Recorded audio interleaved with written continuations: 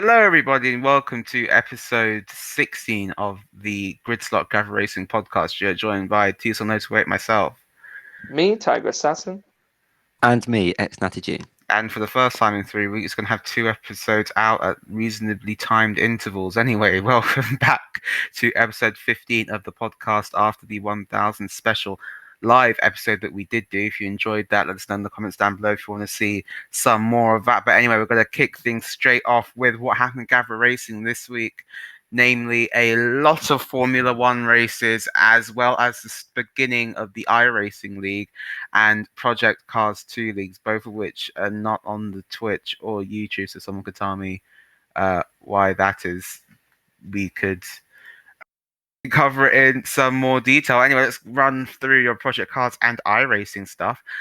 In the Escort Cup at round 3 of the Ruin Les Essars. I'm sure Pierre will pull me up on my pronunciation there. In the Escort Cup, ESR Chef took the win by 25.1 seconds from Alan Champs in third and Jojo Power in third. Sorry, Alan Champs in second and Jojo Power in third even.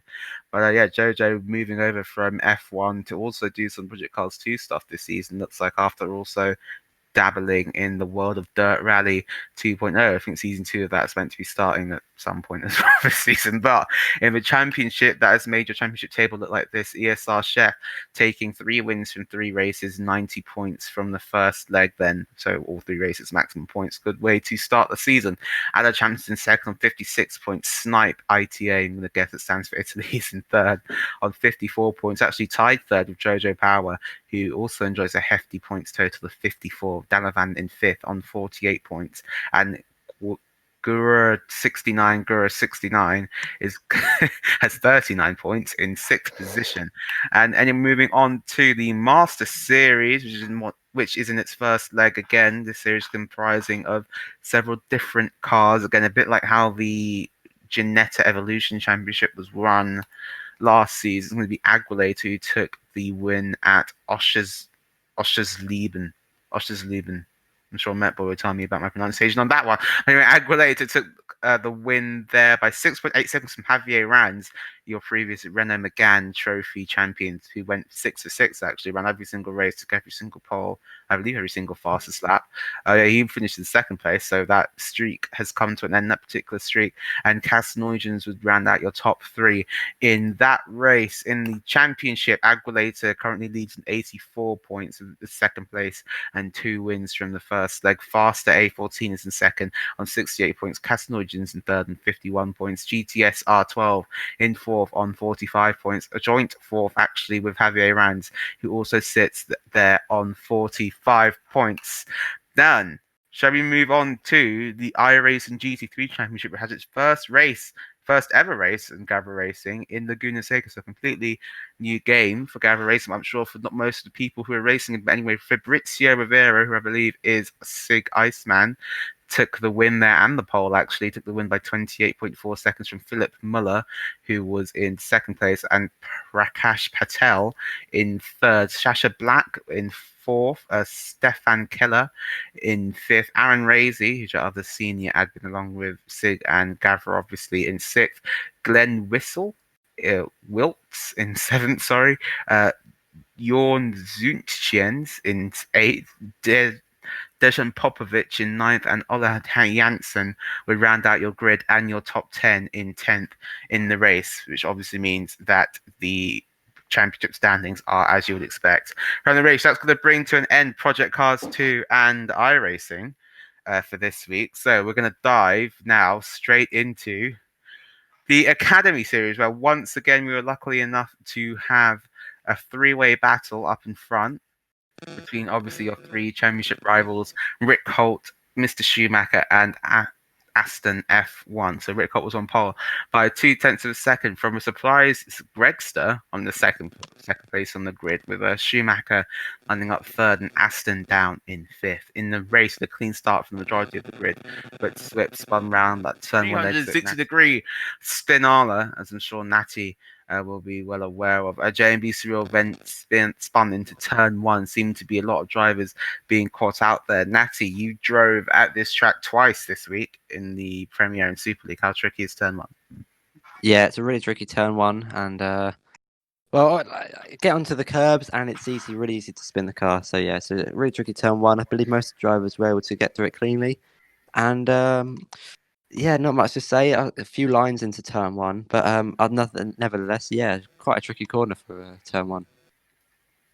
Yeah, certainly. I think the gravel trap on the outside as well doesn't help with that. Lap 6, safety car after Vike disconnecting, causing a crash at turn 3, leaving F1 lover with front wing damage. She then pit onto the intermediates. I think Tiger, you and me were watching that race. I think we both agreed it was way, way, way too early for those inters. And yeah, can you explain to us how he probably didn't get that one right in the end? Yeah, I think the rain didn't fall enough for the intermediates. I mean, if the race was longer, it would have maybe brought out the intermediates, but no, that they really did suffer in the end. I think they dropped back like so far in the end behind the rest of the pack, and the rain just it was a weird one, that one, because the rain wasn't enough to justify the wet set of tires there.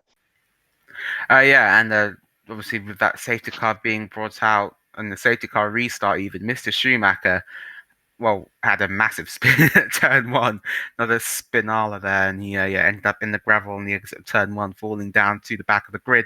Rick Holt then took a dominant move from Aston in second, and Greg's rounding out the top 3. Mr. Schumacher in 11th.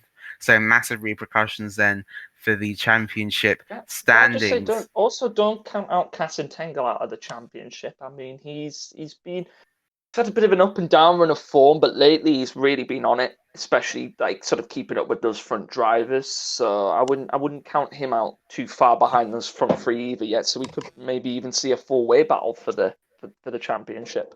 Yeah, certainly. There's going to be no fun geography stuff from me this week because everything happened at the Netherlands. We're going to move straight on into the freshman then, which me and Natty commentated on, which was quite the crazy race. Once again, as Jutsi Kev took pole position by 0.3 of a second from RC8 in second. Antonio's rounding out your top 3 this time. The big shock from qualifying was Absolute being disqualified from the qualifying session and started 19th on the grid. I believe what happened to him was at the pit exit, the game didn't allow him to gain control back of the car, and he was disqualified from the session or something along those lines. Anyway, moving on to the race, an instantaneous safety car, more or less, from the start. Suspected Alpaca ref and Daza involved in an incident, but the safety car was brought out on lap 1, regardless, for the third time in 3 races. So a particular streak, I'm sure the freshman league drivers will be trying to avoid, and they did, and indeed did manage to avoid last time out in France, which we're not going to be covering, but it has happened. Time of recording for this, we'll be covering that on next episode, so don't worry if you're looking for that freshman league action. We will be covering on the podcast next week. But anyway, the safety car restart happened with Bates off at turn 1 already, and Robert Codfather and Ace de Savo out on the main straight. It caused me much distress. Wanted to see Robert get some points, but sadly was out of the race. But Infamela was also off at turn 4, Jutsi Kev off at turn 11 as well. It was another safety car, and I think it was on like 3 safety cars in 12 laps. But yeah, do you think it was mainly the new track, or do you think there's something else at play here? I think there's kind of a mix of everything that happened in that race. Obviously, the new track is quite unpredictable to know or understand what's happening. If it was like more well-known track like Spa or Silverstone, then the safety car restart might be a little bit easier. But it's a long run to turn 1 from the final corner at Zandvoort. So we saw a lot of the drivers do something similar to what Valtteri Bottas done in Mugello, which was driving up to the line and then going at the last minute. I think that there was after the second safety car, we had a similar incident to that. I think it was one of the Williamses, maybe. I can't remember exactly, but I think it was one of the Williams who had an incident after the end of the safety car, which brought out another safety car. But I think it's a mix of the new track and the raciness, the racecraft of these drivers that brought out quite a few of the safety cars in that race. Yeah, as I say in America, cautions breed cautions, and certainly did happen here. I think that incident you were talking about, Natty, was actually Hampton weaving, trying to get some more temperature up into the tyres, and crashed into the wall before he even got to turn 1. I think whoever was leading the race at that point, really backing up the field there, doesn't want to give obviously that slipstream advantage to any of the other cars behind. But yeah, that was unfortunate, certainly for Hampshire. He's the only driver there to receive terminal damage, so really only put himself out of the race. But yeah, probably down to his own wrongdoing there. Some of them missed it, then spun off at turn 4 after going side by side with Jutsi, a crash that we would see repeat itself in quite a few of the leagues this week, from Sector 1 especially, really catching out a lot of drivers in both the Premier and Super Leagues, with an absolute somehow up into second place after just 11 laps. And I think that was insane. I think before, or definitely after qualifying, sorry, Natty, we definitely didn't really think that Absolute would be in the position that he was after just 11 laps of racing. I mean, it was an absolutely amazing comeback. Starting last from the grid, obviously, as we mentioned, got disqualified in quali, and then it was up into second place by lap 11, just keeping it clean through all the carnage that happened under both the safety cars and on the racetrack under green flag racing. It was just an incredible comeback to watch, and then obviously we're going to talk about what happened towards the end of the race, but it was such a good start to the race from Absolute to get himself up into second after only 11 laps. Yeah, certainly something regarding a large commentator's curse, which you'll be talking about a bit later on. But yeah, who could that have been? Where was I then? So Absolute now up into second place. Obviously, as I just said, then lap 12, another safety car. Yep, you heard it first, ladies and gentlemen. That race did have 3 safety cars in 12 laps. Ellison amongst the intermediate tires. So really not raining hard enough for the Inters, definitely not, and wouldn't really rain hard enough for about another 10 laps roughly. So Ellison really ruined his race by going out on those tires so early. Absolute then moved up into what have I written there? Absolutely moved up into the move around the outside of us. What the hell?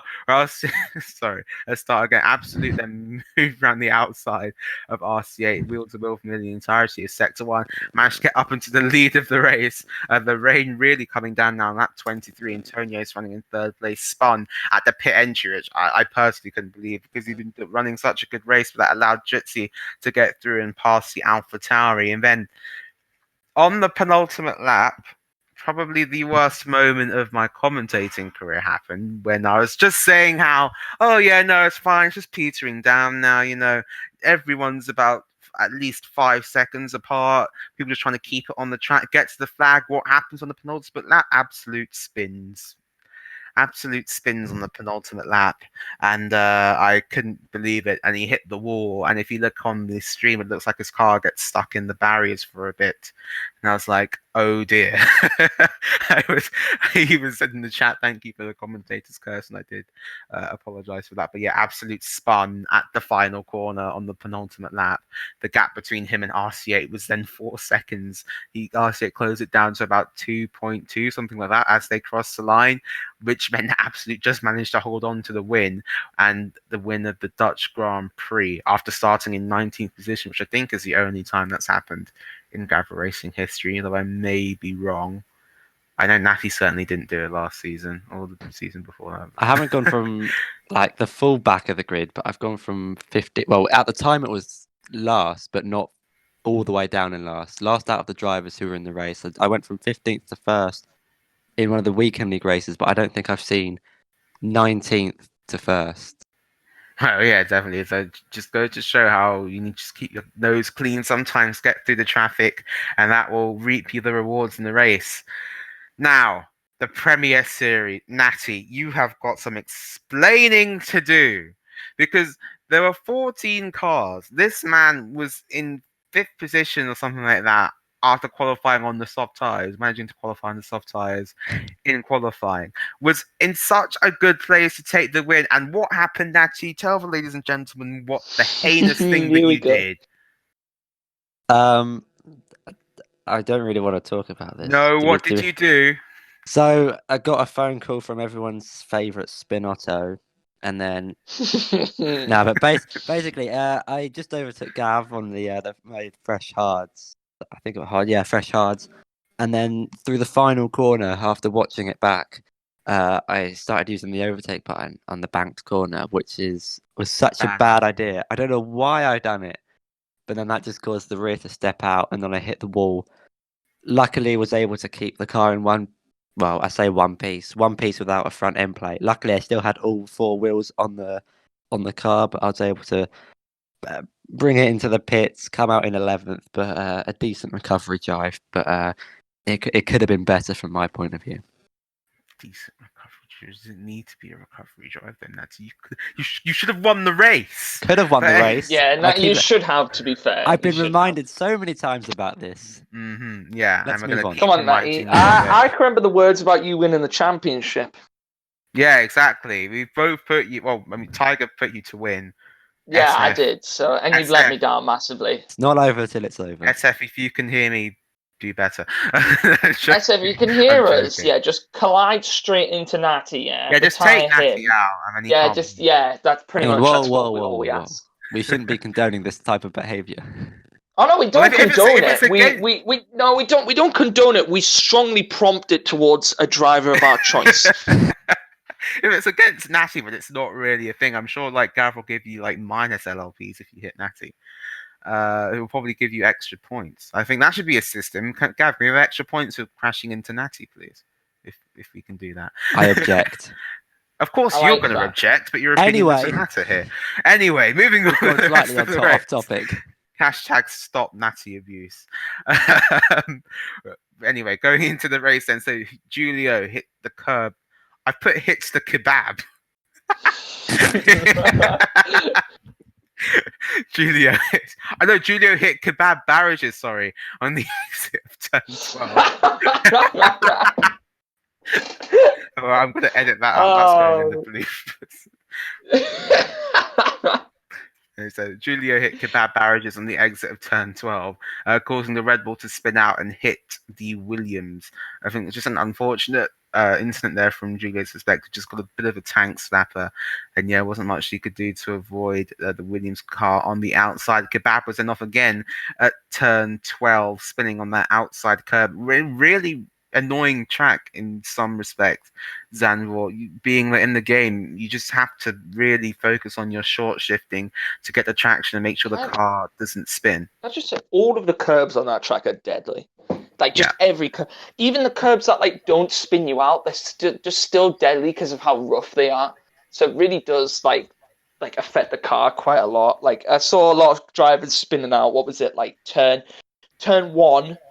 Curb, the turn, what turn is it? 11? Yeah, turn 11. That curb on the inside was a favourite, and turn 13 as well was a favourite of people spinning on the inside of that one. Turn 13 is the worst one because you go from a right-hander into a left-handed hairpin, and then the drivers are going so slow, and when someone spins, it's because it's just such a tight section. Everyone's following the same line, so you don't have enough time to sort of go around the drivers. So it's a deadly one, Sandville. And then before moving on from that, so before Natty did his heinous crime, he was actually having a really good race up into third after lap 4, I believe, battling with Pope for second. Then Met Boy and Julio having what can only be described as a colossal incident caused the retirement of the second Williams car, causing them to have actually scored, I think, only about 4 or 8 points from 3 races. The Williams have bottled it on so many occasions. I just see them and I want them to do well, but it just makes me so upset because they always qualify so well, and then something bad happens in the race, they get bad luck or one of them spins or something. But yeah, hopefully the Williams boys can work together and overcome those challenges and be a dominant force in the Premier Series, as I'm sure they have the ability to. Natty up into third, battling Pope with second, as I just said, and then Met Boy and Julio straight off the restart actually from that safety car caused by Met Boy and Julio. Natty actually had the greatest safety car restart I think he's ever done in Gavra racing, straight past Pope and up into the lead. How did you do that, Natty? This is the last good thing that happened to you in the race. Pure skill. That's all. All right, short but sweet. Yeah, Pope was trying to get as close to the line as he could before he accelerated. Obviously, so I didn't have the slipstream behind him, but unfortunately, he caught the safety car up as the safety car was coming to the pits, and then we all got that limiter of when you can't accelerate, and that just enabled me, similar to what happened in China. a week before that. I just was able to get the jump on Pope into turn 1 and set me up for a decent, well, at the time, a decent race. Oh yeah, as a Natty, that was, as I just said, last good thing that happened to you in that race. Castlenoigens then spun at turn 11 with Gavra running in the podium positions, which pleased Evan and Tiger a lot up in the commentary box, willing him on to the end. I am sure as a battle between Met Boy ends with. A battle with Met Boy ends with Met Boy cutting through to gravel. Met Boy and Gavra Oh going yeah, side by side. yeah, I know what that was. Met Boy went for a large lunge. I believe it was turn 12 into 13. I can't remember who it was on, but yeah, he ended up Gavra. in the gravel in the end, cutting the corner. I think it was on Gavra, yeah. And then Yeah. I think he may have given the position back to him in the end, but no, Met Boy cut across the gravel and gained a position because of it. Yeah, I think people in the chat were saying that Met Boy should have given the position back to Gav. I probably do share that opinion. I think if you're going, he had the move wasn't completed on track. Met Boy did have to go into the gravel to complete the move, so it realistically should have given the position back, but didn't. And so far, I don't think we'll get a penalty for it. But if not, then that is the steward's decision. Anyway, Besser now closing down on his teammate for the lead of the race on those fresh soft tyres after going for a contra strategy at the start, beginning the race on the hard tyres and going to the softs for the end. Manages to get past his teammate around the outside of turn 1 and up into the lead, and from there wouldn't look back. Natty making the move on Oriole on the comeback drive after his spin on lap 17. If you haven't seen it, I suggest watching it on Natty's POV and on the stream because it's quite funny. As then Thanks. would have been funny if you included your audio because I remember like every time he uses spin, he's just. I mean, Natty can do the dial for us like live on the podcast, No, please. no. Well, basically he's got like ow every time that he spun or got taken out at turn 3. Oh. Or of the star, like in Spain. But yeah, Natty made the move on Oriole on the comeback drive.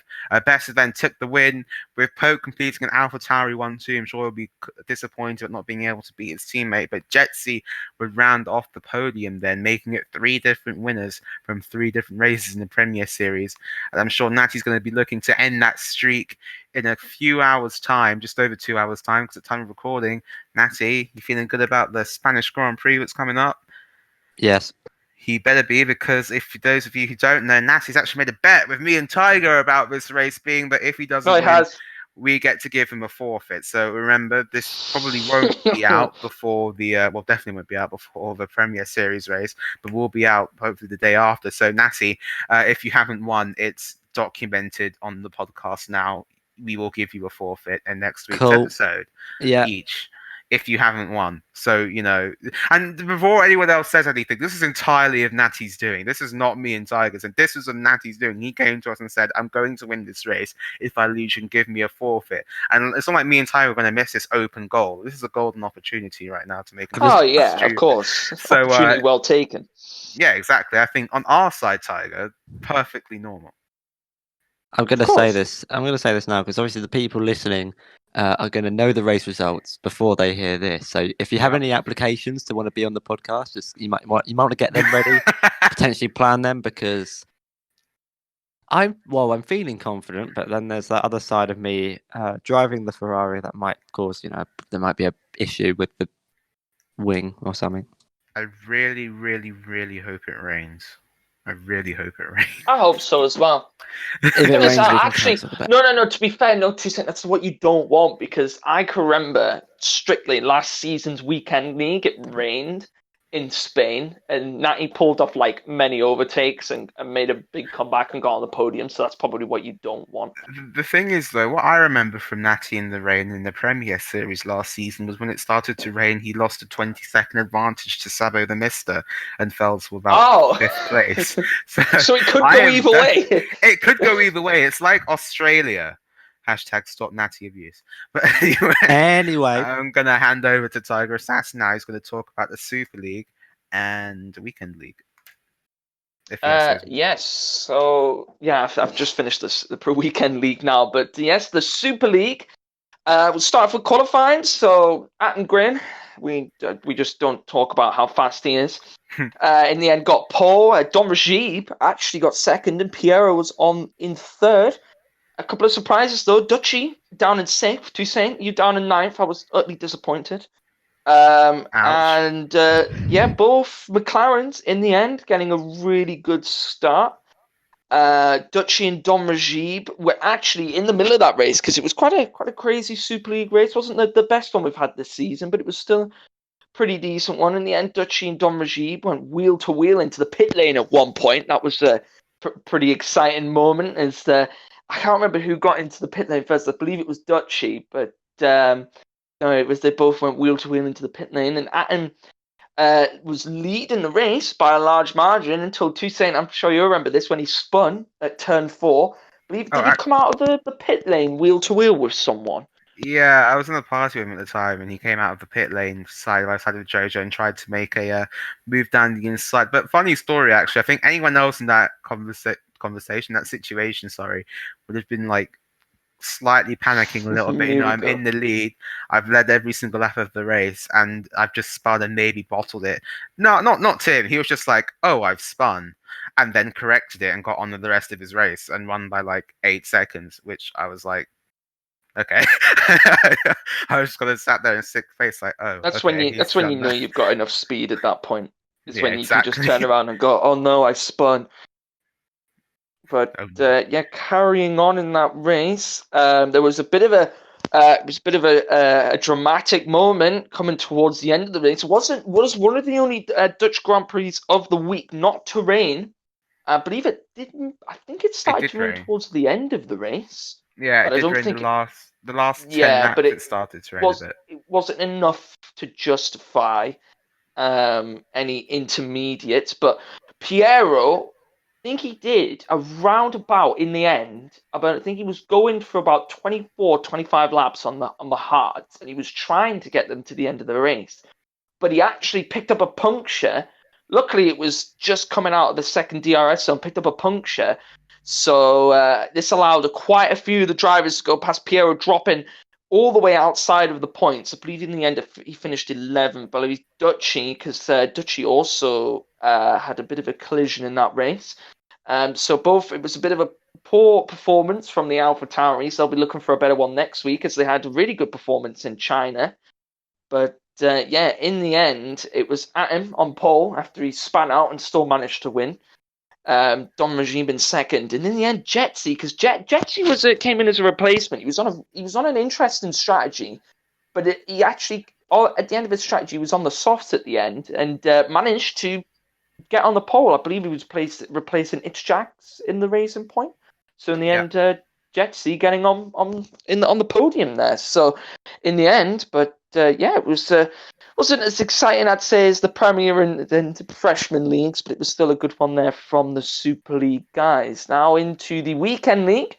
Wait, Tiger, just before you go into the Weekend League, can I just say, you need to stop mixing up pole position and race winner. Now onto the Weekend League. So it was Prime Prince who took pole in the end. Quick Mick in second, and Natty in third in quali, and we're about to find out why Natty didn't finish on the podium in the end. But the 2 racing points, though, I have to say, Natty, you can say about this though. The 2 racing points, we didn't see much of them in the first race, but they seem to have come alive, especially in the previous 2 races. And the recent race, which we'll talk about on the next week's podcast, but they really seem to have just sort of come out of nowhere, and they seem to be both racing points seem to be kind of dominating and getting up on the podiums there. Yeah, both drivers have definitely found their rhythm in the recent races. Their Racing Point currently leading the Constructors' Championships, but like you say, personally, I didn't see them too much in Australia. I don't think. I think I was behind Quick Mick or the Prime Prince in one of the 2 races. I can't quite remember. I think it was the second one. But definitely in the past 2 to 3 races, they've really been on top, both of them. So it's really helped them out in Constructors. Yeah, it has been. And on to the first race now. Remember, 2 races. Two 25% races in the weekend league. The first one, it was pretty easy going for most of the drivers. There was a big battle into turn one. And then, but 6 laps later, so lap 7, there was a safety car, which I was once again a bit confused about. We had this conversation too, saying about safety cars coming out for pointless reasons. Yeah. There was an Alpha Tauri that went off at turn 4. Managed to get back on the track nice and easily, but a safety car came out because of it.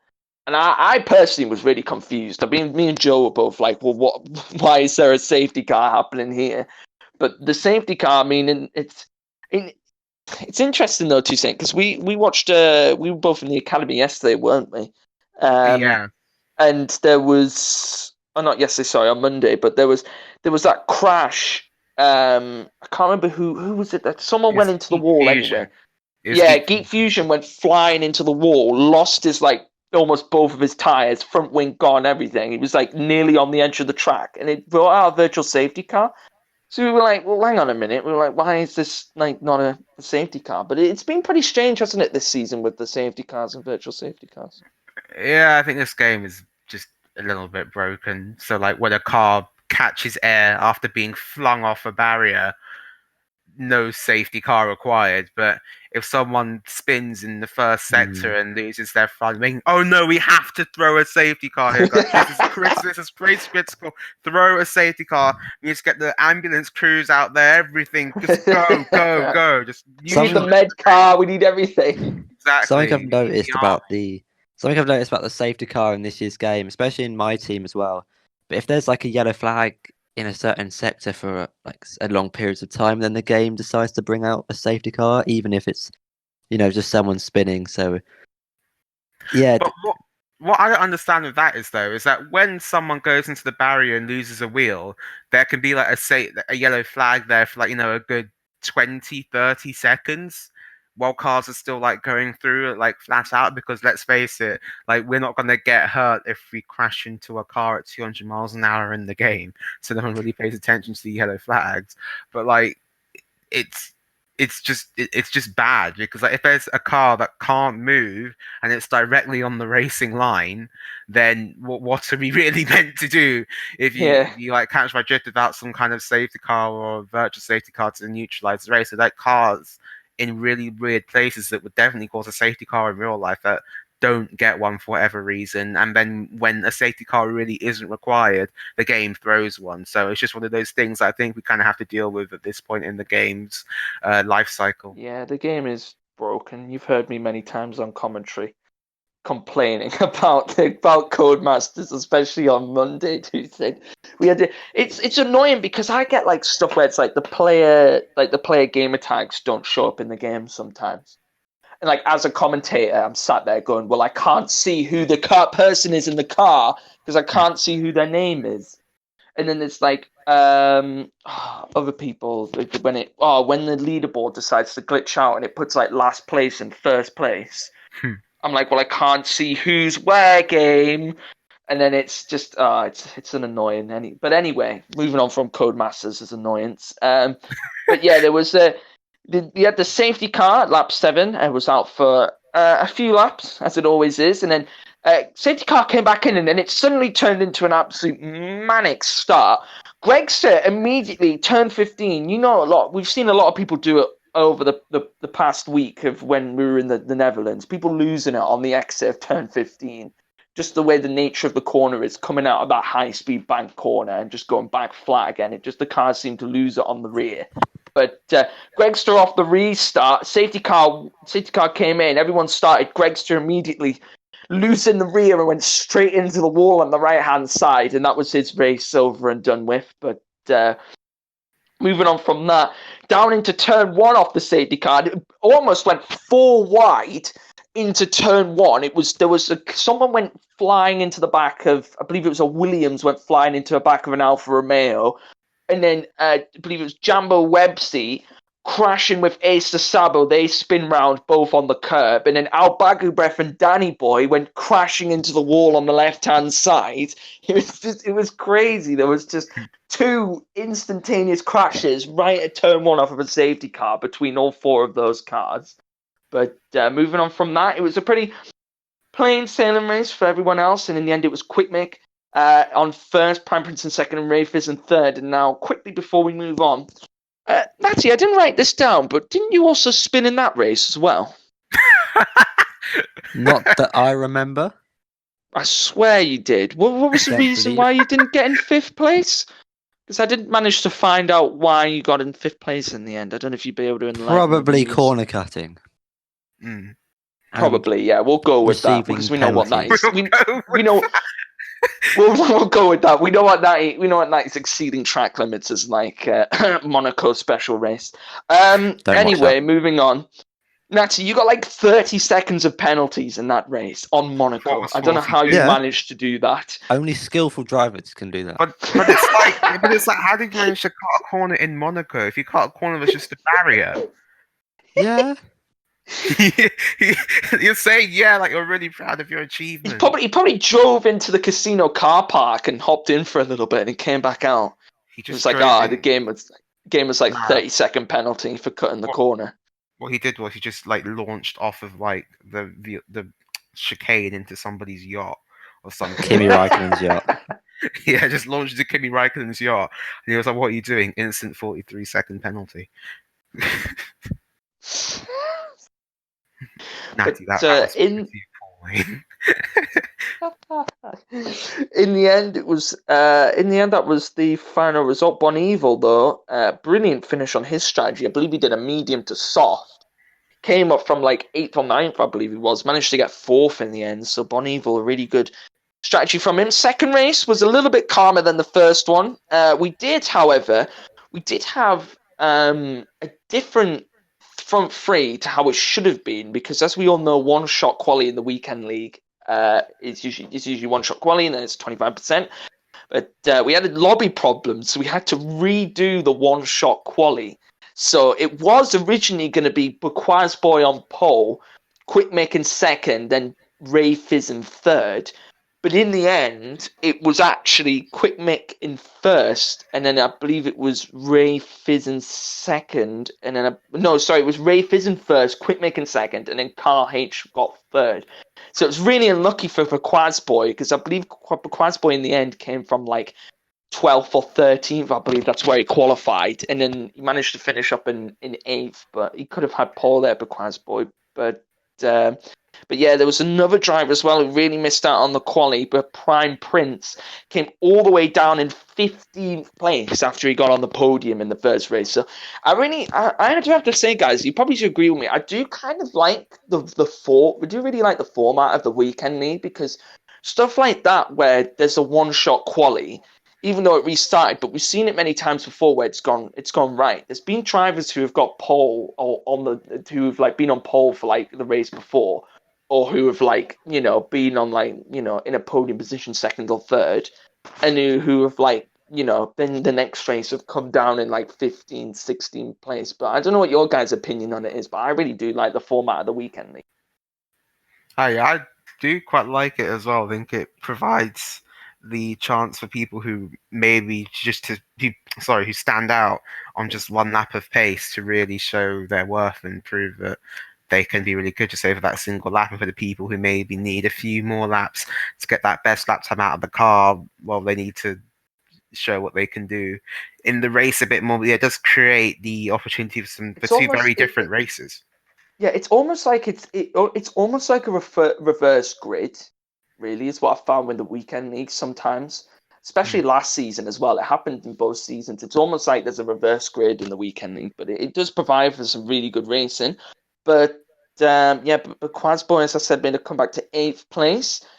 There wasn't actually, I believe the second race we had no retirements at all, so there was no crashes or anything in the second race. It was pretty clean from all the drivers. A lot of really good overtakes, but in the end, I believe Bon Evil once again, I mean, he might need to be called the comeback king, moved up 12 places in the end off of his strategy.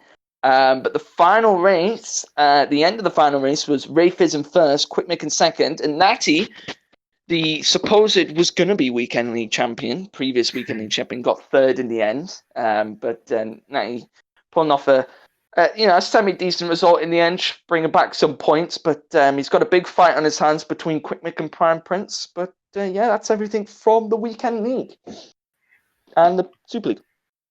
And I think that's going to bring to an end F1 on the podcast this week. So I think Natty has a little something to talk about for the GT Sport, and after that, Tiger's going to do a little announcement for us about some exciting new stuff coming to Gavra Racing. So yes, so as you might have known, last week was the pre-season race for season 2 in the GT Sport League. Just getting things started up again with a quick pre-season race similar to what we had with the Weekend League.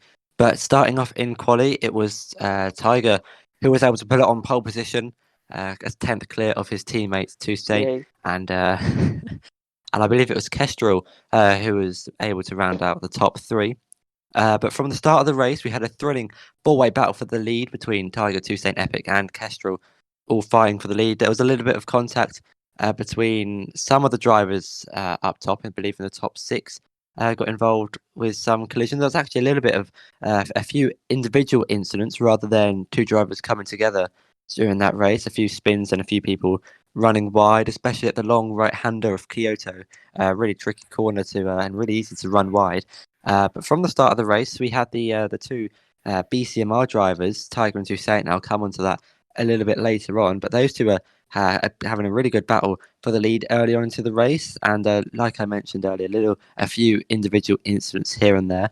But kind of throughout, after maybe 20 minutes in the race, we had a little bit of a few blue flag incidents throughout that race of some lapped cars not getting out the way.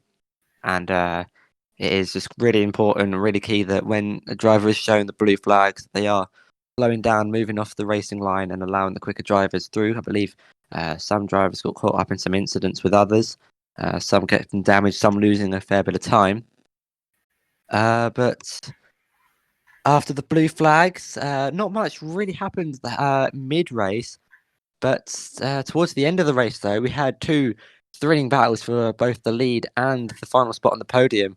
Toussaint was able to close down the gap to Tiger and overtake him with about a minute and a half to go in the race. It was a really good overtake. I believe it was, I can't remember if it was turn 1 or before the final corner. I can't quite remember, but it was a good overtake and a really good battle for the lead from those 2. Epic and Kestrel, I believe, are fighting for 3rd place with the 5 minutes to go in the race, trading positions here and there. And it was Epic who was able to come out on top in that battle. But that brought to an end of the pre-season race. I'll just quickly brush over it. There was no points awarded for this race, but Toussaint was able to win. Tiger came home in a really good 2nd place, and Epic rounded out your top 3.